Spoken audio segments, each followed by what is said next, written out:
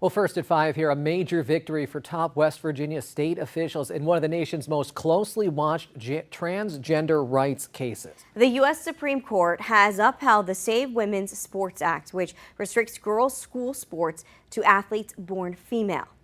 Now, the High Court overturned earlier rulings which allowed Bridgeport High School athlete Becky Pepper-Jackson to compete. Pepper-Jackson, a biological male, has been the center in a years-long legal fight in what appears to be the state's only case involving transgender school sports. Now, recently, Jackson won the shot put at the girls' state track meet. This ruling clears the way for enforcement of West Virginia's 2021 Save Women's Sports Act, which had banned males from girls' sports. It is expected to affect similar laws in about a dozen other states, but West Virginia's issues center on a single Harrison County teen. If you were to ask the other women who were competing against the plaintiff in this case, in the shot put and in the discus, that they would never say that this was a solution seeking a problem. This is a problem that affects women and girls in every single state. Because it wasn't about this huge swath of kids. It was about one kid, and all of that negative attention, all of that criticism, and all of these misplaced assumptions about what it means to be trans and about what that means for your athletic aptitude or your strength. You know, these things that people just didn't understand, it all got written on to one kid. And that's a really difficult situation for her to be in, and I think one of the things that's most disappointing about the way this case went is the way that the state of West Virginia, and particularly Patrick Morrisey, played into that and really took the opportunity to punch down on one West Virginian girl.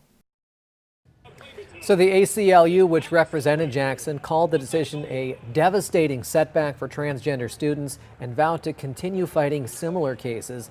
The Supreme Court also concluded the restrictions are consistent with Title IX, which permits sex-separated athletic teams. And West Virginia lawmakers have released statements today in response to today's rulings. Governor Patrick Morrisey, who initially brought the case to the Supreme Court while serving as Attorney General, called the decision one of the most important victories for women's athletics since Title IX. Morrisey and the ruling preserves the integrity of women's sports, protects fair competition, and ensures states can continue defending those policies. And U.S. Senator Shelley Moore Capito also praised the decision, saying it protects the fairness and opportunities Title IX was created to provide for female athletes. Senator Jim Justice, who signed the Save Women's Sports Act into law as governor in 2021, called the decision, quote, a big win for female athletes all across this country, end quote. Justice said West Virginia had the courage to lead the way, adding, quote, we stood up for first, and now the rest of America can see we got it right, end quote. And now we want to hear from you. Do you agree with the Supreme Court's decision that allows schools to have separate sports teams for boys and girls based on their biological sex?